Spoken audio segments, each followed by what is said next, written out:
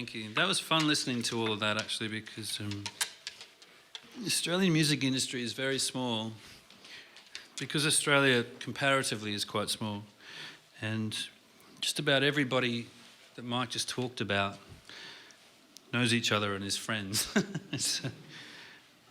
And which is kind of the good part of the industry, I guess. That when I was 13, no, younger, I was 11, it was before I learnt to play guitar. When I was about 11 or 12, I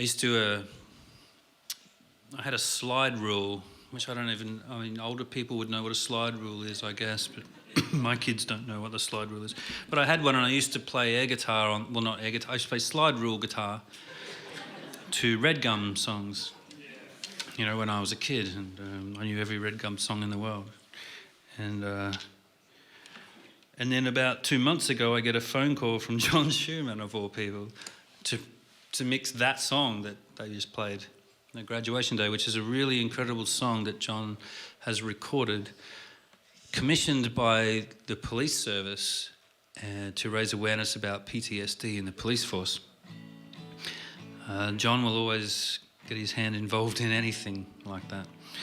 And so that was obviously a lot of fun, and now it's a small world that gets even smaller every time you meet someone like that. Who else did you mention? Felicity Urquhart. Well, Felicity is a good friend of mine, but mostly because her husband, Glenn, has played in my band for 16 and a half years now. And so that's how I know Felicity. I like her, but I like her husband more. Andrew Swift, I've known him for a very long time. He lives in his caravan pretty much and goes on tour in a caravan. And he pretty much every time he's coming down the east coast of Australia, he'll stop in and shower at my house. Drink all of my whiskey and then go. That's pretty much all. He's a lovely guy. But everybody you just mentioned, they kind of know each other, and it's a very small, tight-knit community of musicians, and it's one that I'm very proud to be a part of because they're mostly very nice people, with a few exceptions. We'll talk about them as we go along. Okay. And on that note,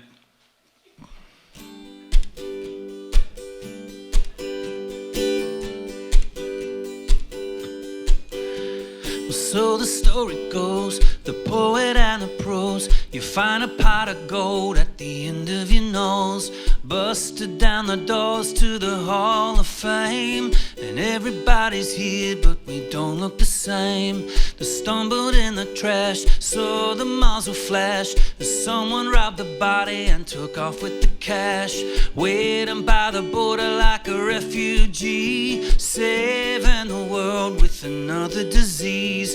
Music is dead, music is dead, long live the radio. Music is dead, music is dead, long live the radio. Park it in the sun, then hang it on your thumb. You twist it up in knots like you're tuning a drum. Everybody wanted it before it was free. Black and white movies on a color TV. Money in the bank, there's money in the bank. No one's got a job, so there's no one to thank. Heroes in the halls and there's blood in the bricks. And every new dog got the same old tricks. Music is dead, music is dead, long live the radio. Music is dead, music is dead, long live the radio.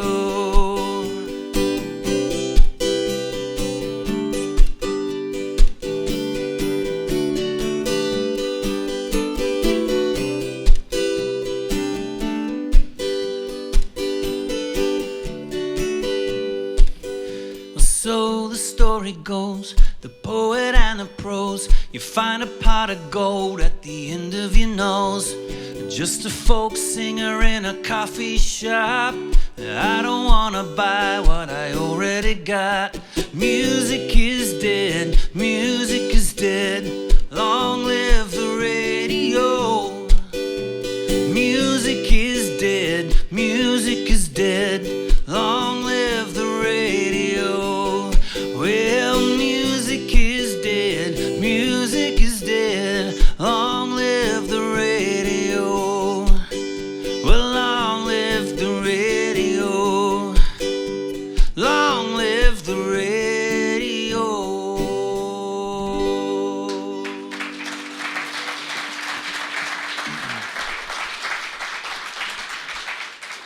Thank you. In 2008, I was still married then, and we were on tour for a record that we'd made called Rattlin' Bones, and it was supposed to be a little bit of a side project, but it ended up going for about 4 years, and that's not a bad thing. We just didn't really plan for that, and we spent a lot of time. Well, we toured here a lot, but there was a lot of time, about 3 or 4 tours in the US, and while that's enjoyable, it's much more enjoyable to come back here than go over there. I always miss Australia when I'm away, but it's a travelling musician's blessing and a curse, I guess. But we had been on the road for a very long time, and we had about 2 weeks off at home, and I sat in my garage. We were in the middle of moving house, and I had no recording studio, and which is very, very weird for me. I've had a recording studio all my life in every house I've been in, and this one place we were living for a while, I had no recording studio. But we had 2 weeks off, and I found all these songs when we were in the process of moving house that were half finished in a drawer and scattered all around the place, and I decided to record them. But I didn't have a studio, so I just sat next to my car in the garage with some microphones and a laptop, and I was really just documenting them for myself. Then I kind of liked them, and I thought, I might play them to the record company, which I did, and then they said, oh, we should make this an album, and that became the Familiar Ghosts album, which was ironic because it was the first time I'd ever had an ARIA nomination, but it was the cheapest album I'd ever made. It cost $0, which is ridiculous considering the very first album I made in 1998 in England cost, here's some perspective for you, that album cost $210,000 to make. What a ridiculous fucking waste of money. I could have bought a house back then for that. Record companies used to throw money around because there was a lot of money coming in. Not so much anymore. But that's just the way of the world, I guess. So I sat there beside my car and made a record, and every day I did a different song, and I did them chronologically, the way the record sounds. Song 1 all the way through to song 10. On day 2, I did this song, and I took it inside, played it to my wife, and she said, well, that's very, very sad, that song. I said, yeah, I know. I was trying to write a murder ballad. All of my favourite artists have written murder ballads. Springsteen, Nick Cave, Tom Waits, they've all written murder ballads. So I wanted to write a murder ballad. So of course it had to be sad. She said, well, this is extra sad. This is extra sad. You should think about changing the end. And I did. I normally don't listen to critique from anybody, but I did change the end. And so it's not really a murder ballad. It's more of a missing persons ballad.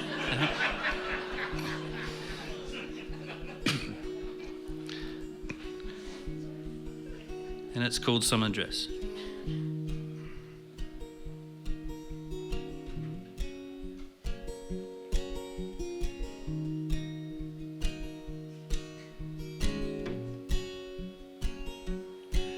On a one-way street, going east to west, and she's walking home in a summer dress, and the buildings fall behind her feet. In a summer dress on a one-way street, in a crowded room with a cigarette, and she's dancing slow in a summer dress, and the boys all know that she'll be leaving soon in a summer dress from a crowded room. And it's a long way down to the living from up there on the cross. It's a long way down to the living. So the people wait in their Sunday best. But where's the girl in the summer dress? And just pray for light on her soul in a summer dress and the winter cold. And it's a long way down to the living from up there on the cross. It's a long way down to the living, a long way down to the living,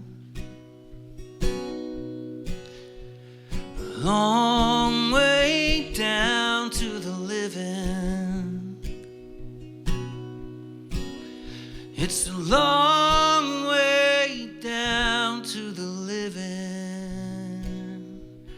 No.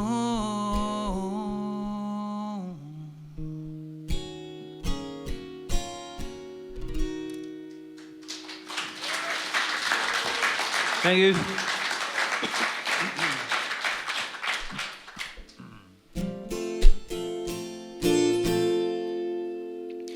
20 bucks in, lay your end down. You're waiting for the queen and you're coming unwound. Covered both sides, pistol and cash. You lost a gold ring in the cigarette ash. Giving up to forget and one back. Shuffle up a deal from a poor man's pack. Single-eyed Sam watching you sweat. You ain't gonna win if you ain't won it yet. You never wonder where the money all went. Only got better with the bigger you spend. Never wonder how the river still flows, 'cause everyone knows where the water goes.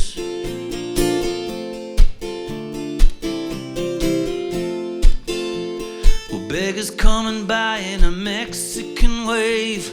Chosen ones all got a soul to save. Kids sleeping on a hardwood floor. Catch a thief running while my TV store. 45 channels of late night news. A tailor-made suit with Italian shoes. Plucked by the hand with a blood-red hand. Caught in paws of digger with the bed might stand. Never wonder where the money all went. Only got better with the bigger you spend. Never wonder how the river still flows, 'cause everybody knows where the water goes.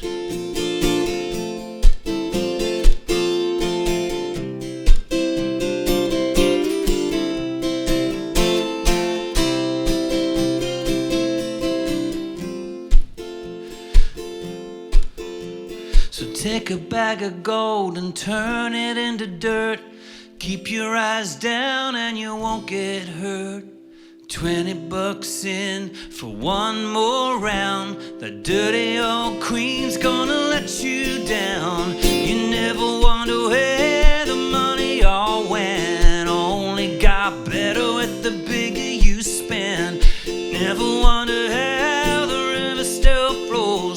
everybody knows where the water goes. You gotta wonder how that river still flows. Everybody knows where the water goes.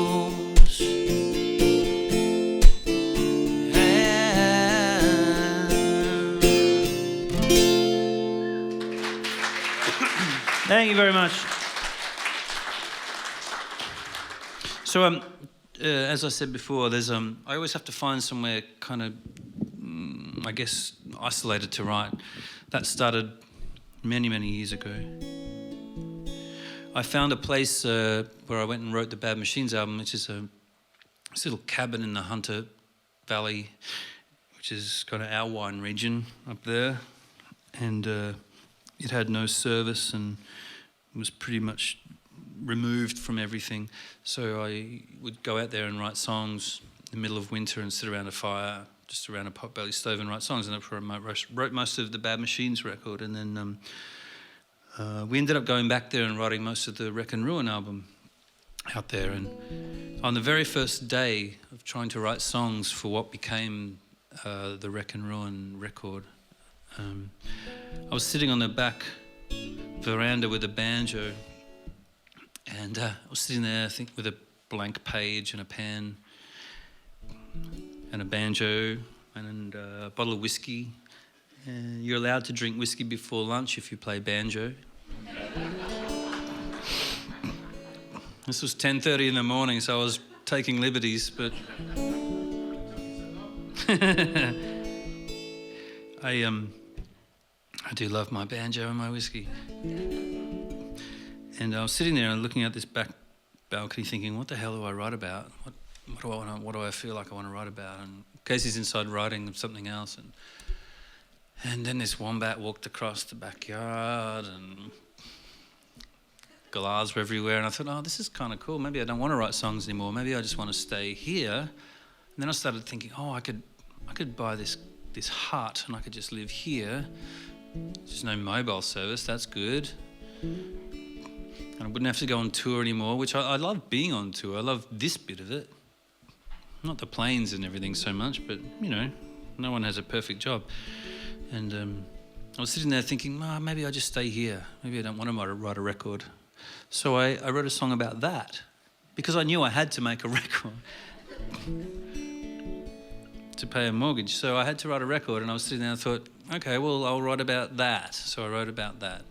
And the very first song for the Wreck and Ruin record was this one that I wrote, watching the wombat walk across the backyard. This is called The Quiet Life.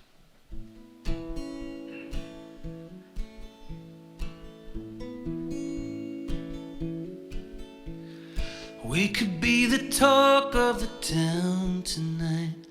Carry home your shoes in the morning light. Or we could just stay here a while, wrapped up in the quiet light.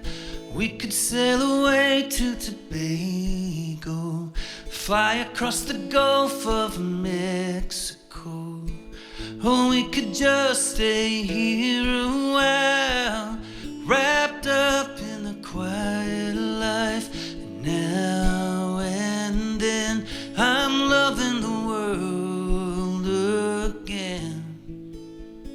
And I'll be fine living in the quiet life.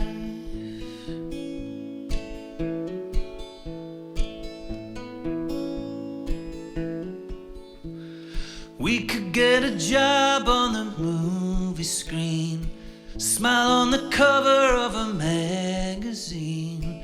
Or we could just be man and wife, happy in the quiet life, where the clock don't move so quick, where the water don't make you sick, traffic don't keep you up at night.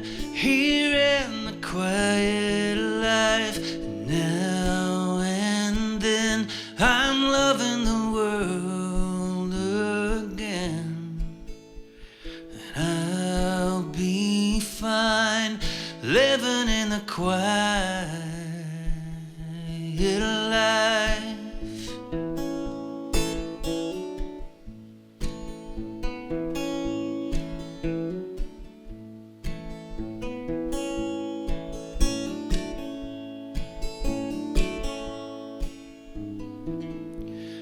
Living in the quiet light, sleeping by a firelight.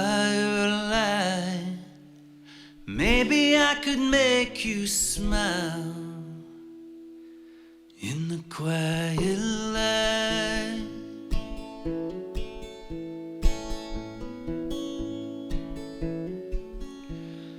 We could be the talk of the town tonight.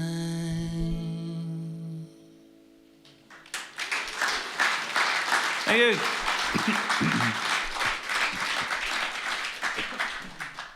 I don't know if this far south, I don't know if anyone down here knows, but there's this thing that happens every year out of Sydney, sometimes Brisbane, mostly Sydney. There's this cruise. These friends of mine who live in Adelaide, actually, they run these cruises every year. They run themed cruises, like the country cruise and the rock and roll cruise and the Broadway cruise, and there's heaps of them.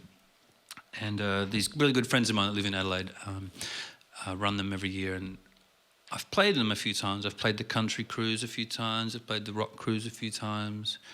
I can't seem to get on the Broadway cruise. They don't want me. But they're fun, sort of. The gigs are fun. I'm not a big fan of being stuck on a boat with 2,000 country music fans. That's a bit weird.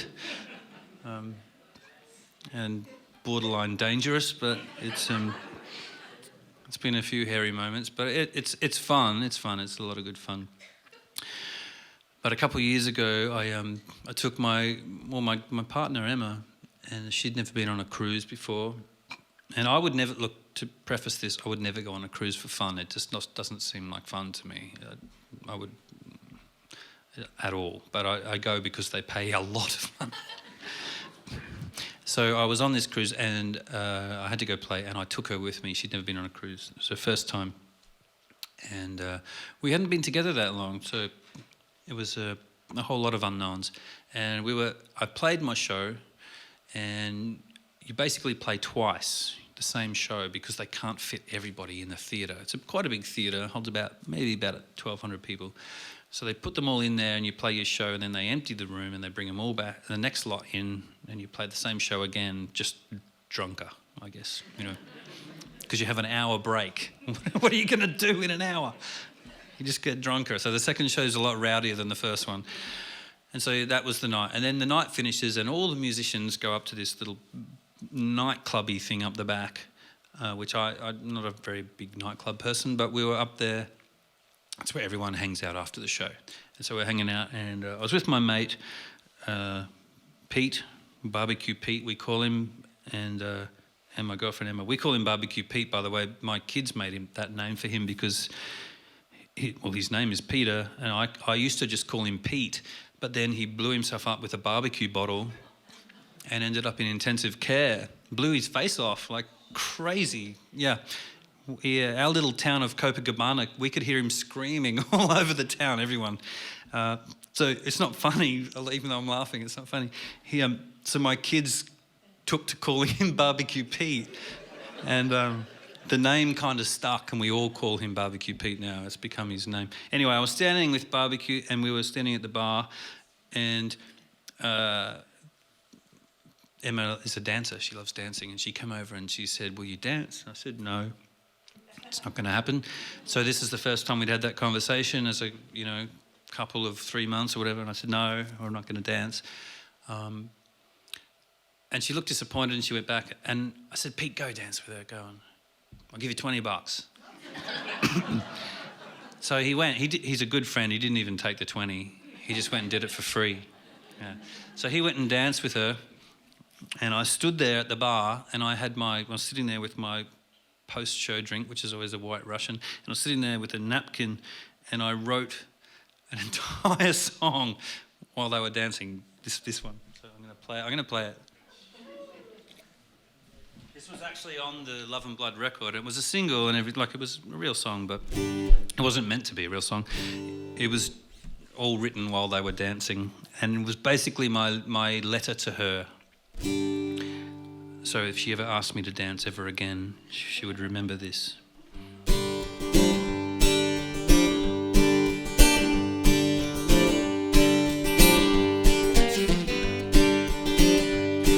Well, I would buy you silver, and I wouldn't mind you all the gold.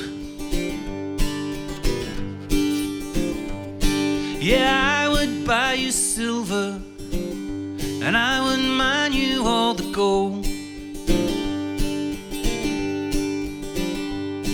I'd steal you every treasure, all the riches in the world. I'd make a pact with Satan just to make you my girl, but I don't dance. No, I don't dance. Yeah, I would quit my drinking and I would sell all my guitars.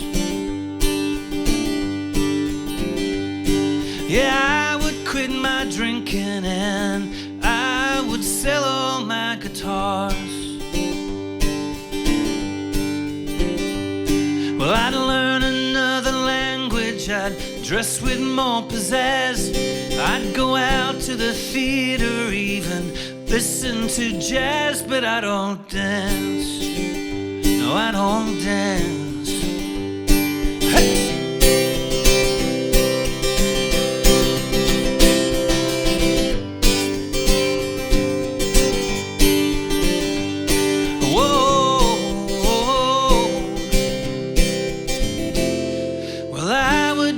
Soldier, and I'd lead your armies into war. Yeah, I would be your soldier and lead your armies into war. Well, I could be your Bolivar, I'd be your Charles de Gaulle.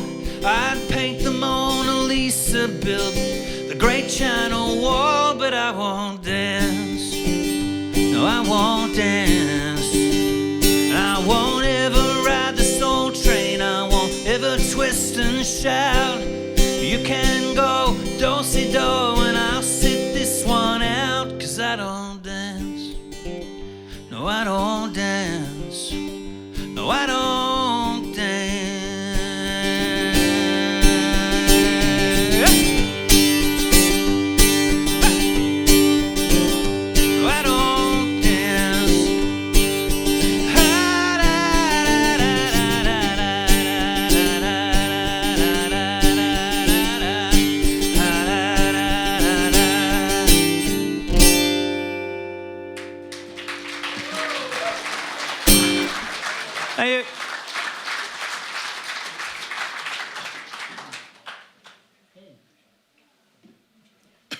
This Ribena is really helping.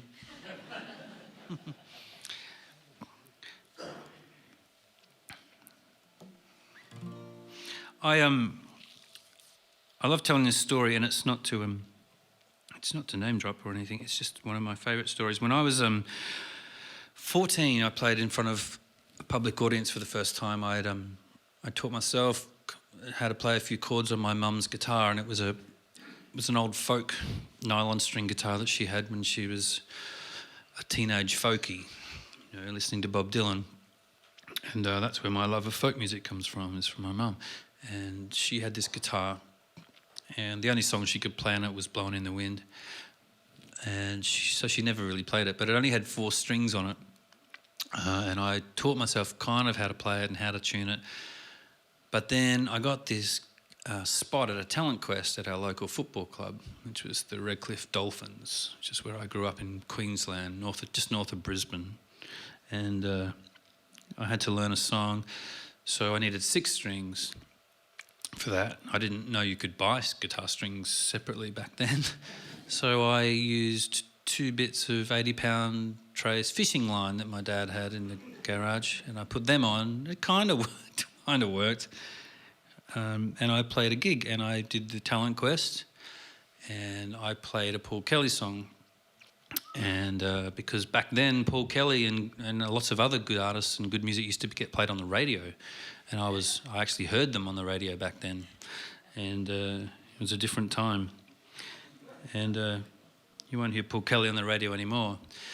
But I was a big fan, and he, along with Bob Dylan and Neil Young, Paul Kelly kind of formed the songwriter I kind of turned into be. And that was the first time I played in front of people. I played this Paul Kelly song.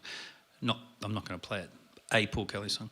And then fast forward, I don't know, maybe 15 years from that, maybe a bit longer, I ended up touring the US with Paul, and we weren't actually on tour together. We were on our own separate tours, but we crossed paths in 4 cities. So we decided to do our shows in that city together, and then we would meet up, we would do a show, and then we'd go separate ways, and a week later we'd meet up in somewhere else, and it was a lot of fun. It was a lot of fun.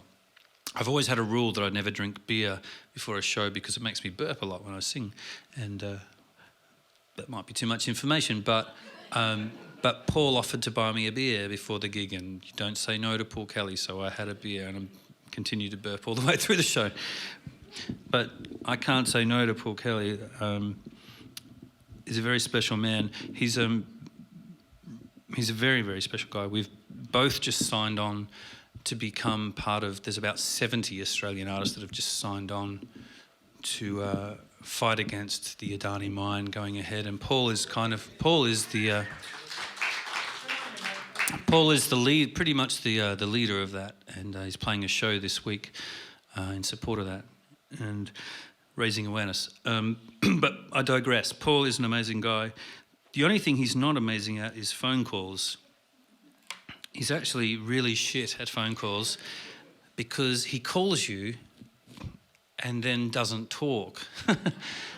So you're kind of going, hi, and there's nothing, and you go, you called me. What have you got to say? He's very awkward on the phone, and actually he's awkward all the time. He's a lovely guy, but he's awkward, and he's incredibly intelligent but very awkward, and I don't like the phone. I'm not a phone person, so I don't really answer the phone very often anyway. But I do have to answer when Paul Kelly rings. But it's become very awkward, and I don't really know what to say, so I usually have to go on the offensive. But again, I digress, but this all turned into me writing this song for this record for Bad Machines, and I sent it to Paul because it was like the Sheryl Crow story all over again. I thought, yeah, we're kind of friends, maybe he'll do this and he'll sing this song with me. And again, I didn't hear back, so I just went ahead and pressed the record, and we mastered the record. We hadn't pressed it, but we'd mastered it, which means it's all finished. It just wasn't printed. And then I get an email from him that says, sorry I missed this, I was away on tour, don't have email on my phone. Yeah, let's do the song. So we had to halt production and go back in, and he recorded this song for me. And so 14-year-old me in that talent quest at the Redcliffe Dolphins Rugby League Club was pretty excited to hear Paul singing these lyrics that I'd written, and he decided to do it. And the reason I tell this story is not for my benefit, it's so people know that the other side of Paul Kelly. He's the most incredibly generous artist. He did the same thing for my ex-wife when she was starting out, singing on her first record. He still does it to this day. He's just done a song with Dan Sultan in the last week. He's constantly doing things like that to help artists out, and for a guy that's been doing it that long to not be bitter and to still be helping out young people and giving in his time, and like even with this song, it's not only recorded it, he came and shot a video for it with me for a day, and he's a very, very special artist, and he's a national treasure, and we should all be giving him as much kudos, credit. He finally had his first #1 record, so it was 2 years ago I think now, so after all of that time he had his first #1 record and is now kind of at the top of his game. And I don't really know why I tell this story other than that I think people should all love Paul Kelly as much as I do. So you should all love Paul Kelly, yeah. He's an amazing, amazing man who's part of our national tapestry, I think, and the only thing he said to me was, you have to tell me what this song is about if you want me to sing on it. I had no fucking idea what this song is about, but I made it up. I made something up enough to convince him to do it. So here we go. This is called Whistling Cannonballs. I asked him to come and sing here tonight. He said no. I guess generosity has its limits, doesn't it?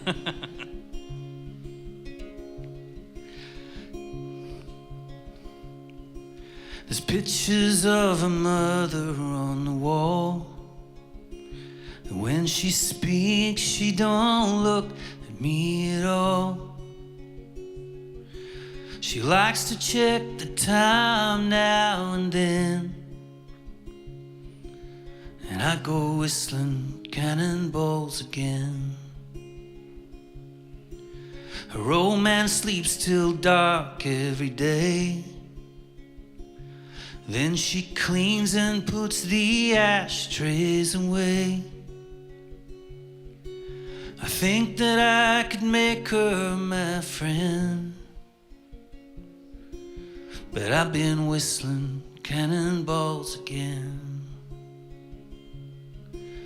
And as she pulls her skirt above her knees, I'm thinking bad things always come in threes. And so it finished right where it began, and I went whistling cannonballs again.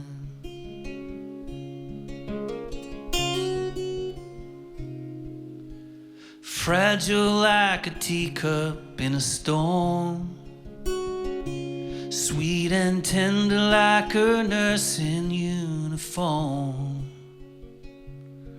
But every time I hear a violin, then I start whistling cannonballs again. So she curls up like a cat in the chair, with her fingers drawing circles in the air. Stares me down and says, let's not pretend that you weren't whistling cannonballs again. And without a breath she made it pretty clear that I should close the door and disappear. It's been so long I don't remember when we started whistling cannonballs again. It's been so long I don't remember when we started whistling cannonballs again.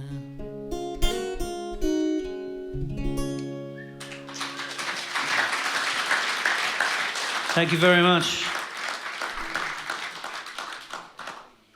Thank you.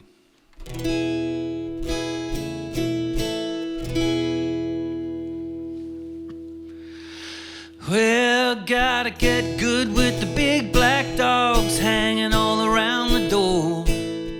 Gotta get wet in the dirty water where the fish don't swim no more, sifting through all of my wreck and ruin. Gotta get a rhythm with the wiper blades. Gotta go bait the rats. Gotta get lost in a street parade of clowns and acrobats marching through all of my wreck and ruin. Well, everybody knows that everybody goes and everybody wants something. Cooks are in the kitchen, fingers all twitching, waiting for me to sing. And ain't it true? You love my wreck and ruin. God, demons lie. Gotta get dragging this bag of stones until the day I die and pay my dues with all of my wreck and ruin. Well, everybody knows where everybody goes when everybody wants something. Cooks are in the kitchen, fingers all twitching, waiting for me to sing. And ain't it true? You love my wreck and ruin. Time to get down with the rattling bones, down where the demons lie. Gotta get dragging this bag of stones until the day I die and pay my dues with all of my wreck and ruin. Well, everybody knows where everybody goes when everybody wants something.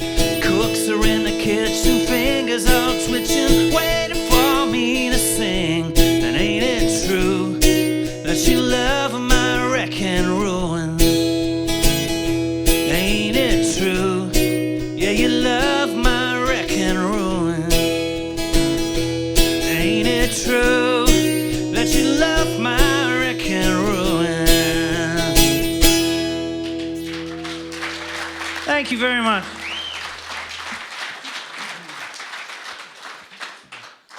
Thank you. It occurred to me today when I got off the plane in Adelaide and walked up the ramp. I was only in Adelaide about 3 or 4 weeks ago, but for a very different reason. I flew down to see one of the very last Australian concerts of one of my favourite bands, Slayer. And I know people think it's weird that I love metal music, but I've played in metal bands all my life. I love heavy metal, quite extreme metal actually, and I'm trying to make sure my kids grow up loving metal too. They're getting there. But Slayer are on their last world tour, and I understand a lot of you may not be Slayer fans, but they're on their last world tour, and because they're kind of giving up the ghost. And the show that they were playing in Sydney was at a festival, and I absolutely hate festivals, and I only go to them if I'm playing at them, but there's way too many people and dirt, and I just hate them. I hate them so much. So I wasn't going to go to that. And the only place in Australia they were playing indoors was in Adelaide, so I had to fly to Adelaide to see them. And I can sum up the night. It was a great concert, obviously, reliving my teenage years, but I can sum up the night with one sentence. I was about 3 songs into the show and had to go to the bathroom, because once you hit 40 you got to go to the bathroom every 3 songs if you're drinking, I guess. And there was a big line-up, and all the men in the men's bathroom were laughing about how there's more of them in the bathroom than in the show, because they're all over 40 now. All the Slayer fans, they're not kids anymore. The Slayer audience is dads. They're all dads. And the joke was that there was more of them in the bathroom than at the show.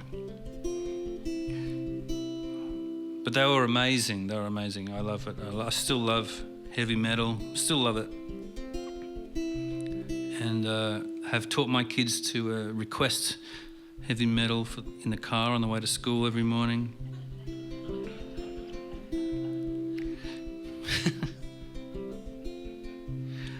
I actually don't know what that's got to do with this song. Oh, just nothing really. It was just Adelaide. Yeah, it was Adelaide. That's nothing to do with this song.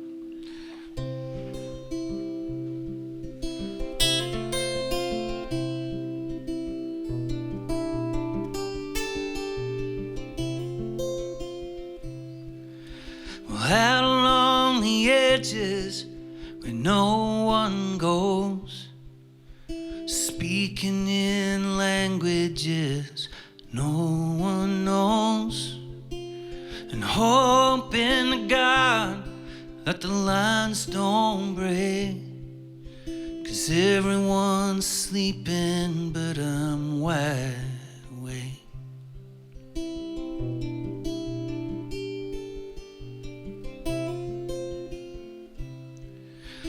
lonely round the table with the worn out muse. You write another version of the Trickney Blues. I got flowers in the window and candles on the cake, and everyone's sleeping but I'm wide awake.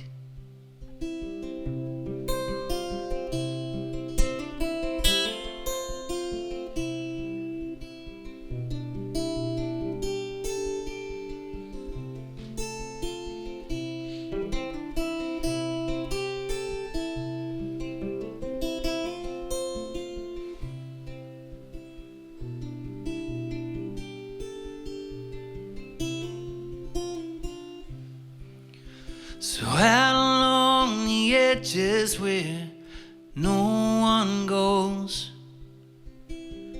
every door locked and every window closed, and I'm hoping to God that the lines don't break. Everyone's sleeping but I'm wide awake, and I'm hoping to God that the lines don't break. Everyone's sleeping but I'm wide. Yeah, I'm wide awake.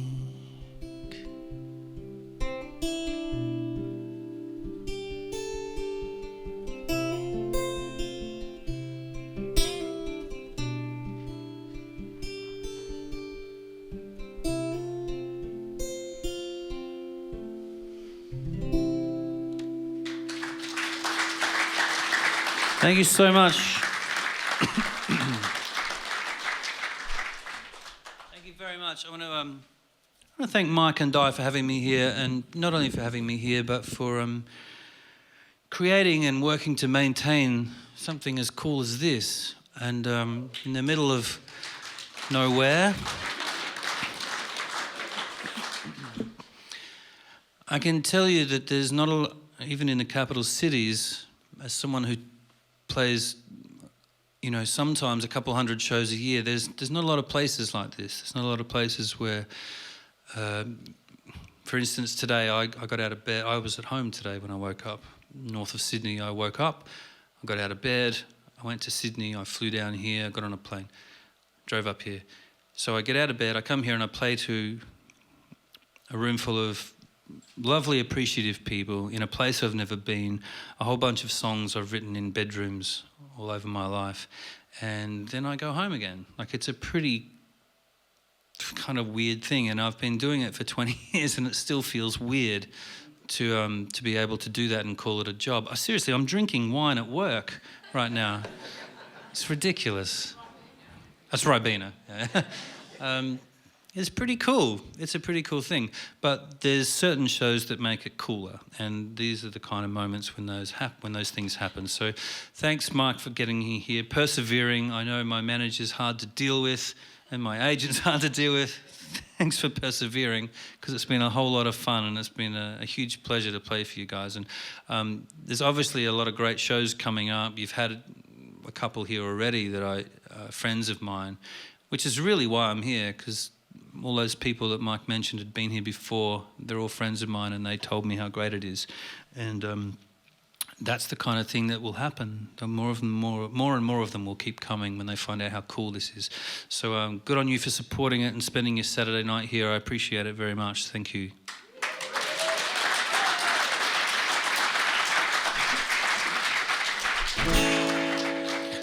Well, you got the sickle, you got the rake, fingers gonna bleed and your back's gonna break. You got the shovel and you got the plow, you got forever but you don't got now. Well, let's go flat nail Joe. Everybody knows where the wind will blow.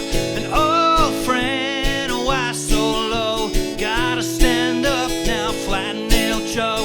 You got the hammer, you got the glue, got the heave-ho and the old one too. You got the nickel and you got the dime. You got forever but you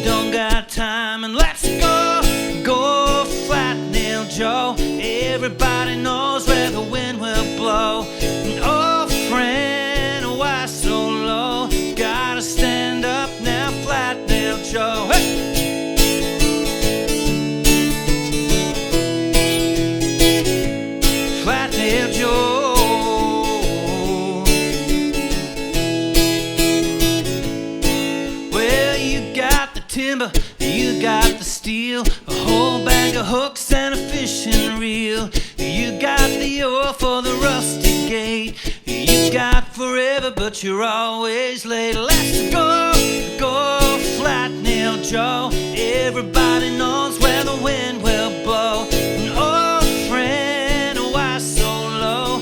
Gotta stand up now, Flat Nail Joe. Let's go, go, Flat Nail Joe. You don't gotta bring your axe and hoe. An old friend, why so low? Gotta stand up now, Flat Nail Joe. Let's go, go, why so low? Gotta stand up now, Flat Nail Joe.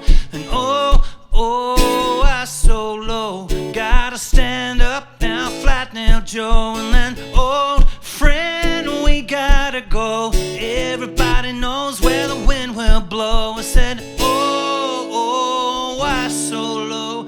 Gotta stand up now, Flat Nail Joe. Hey! Gotta stand up now, Flat Nail Joe. Gotta stand up now, Flat Nail Joe. 'Cause everybody knows where the wind will blow. And I know I so low. Gotta stand up now, Flat Nail Joe.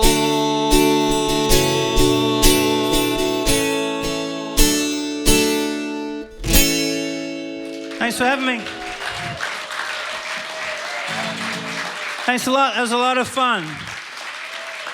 Keep that applause going for Kelly Manhattan, everybody.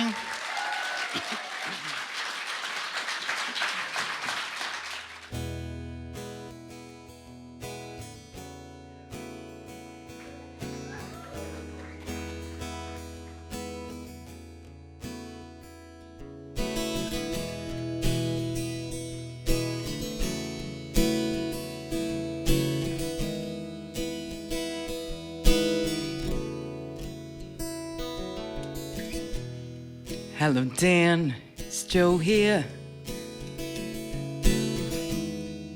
I hope you're keeping well.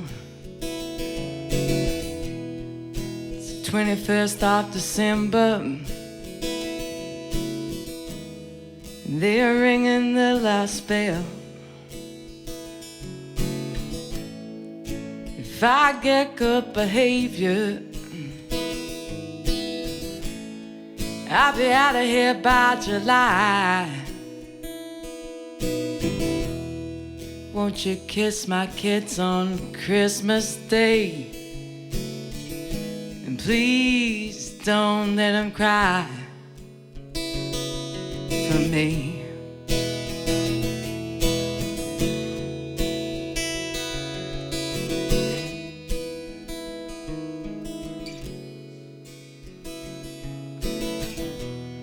I hear the boys are driving down from Queensland. Stella's flying down from the coast. They say it's gonna be 100 degrees or maybe more, but that won't stop the roast. But who's gonna make the gravy? Greta won't taste the same. Just that flour, so little red wine. Don't forget a devolver tomato sauce for extra sweetness and tang. Give my love to Angus and to Frank and Dolly. Tell them all I'm sorry, I screwed up this time.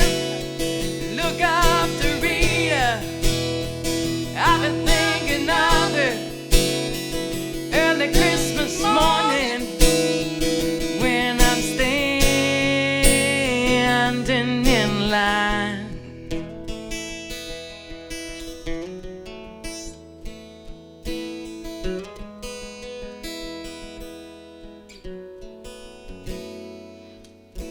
Got in the next bit.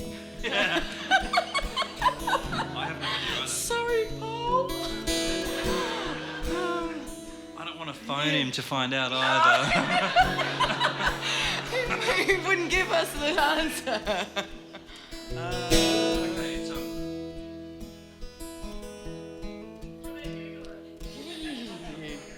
yeah. Should we, Sorry, I can't. yeah. Oh, it goes back into the chorus. Is it? I think. Just talk amongst yourself. Yeah. Check it out for you. Okay. Oh! Yeah, Oh! Yeah! Okay. Thank you. What's your name? Steph. Thanks, Oh. Steph. Thanks, Steph. Thank you. Yeah, I remember this now. Yeah, got it. Yeah. Okay. After you ruin the show. Okay, sorry. Let's forget that happened. I hear Mary's got a new boyfriend. Yeah! I hope he can hold his own.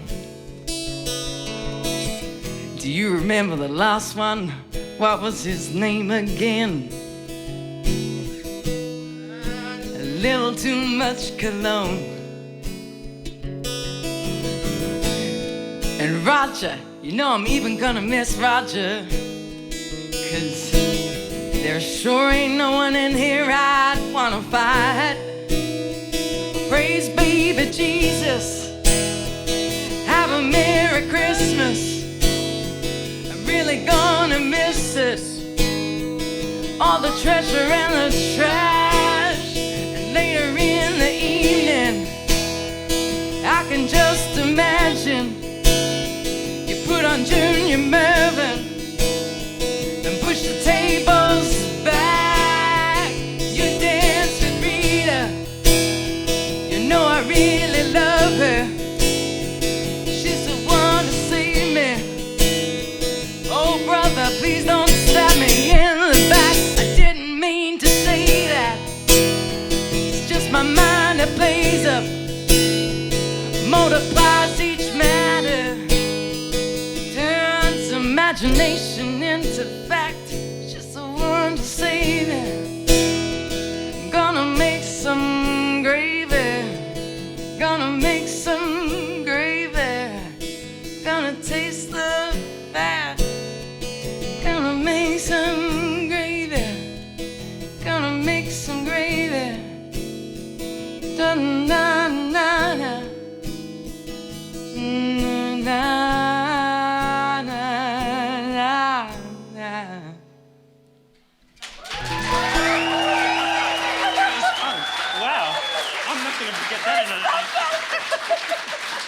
It's Kelly Manhattan, everybody.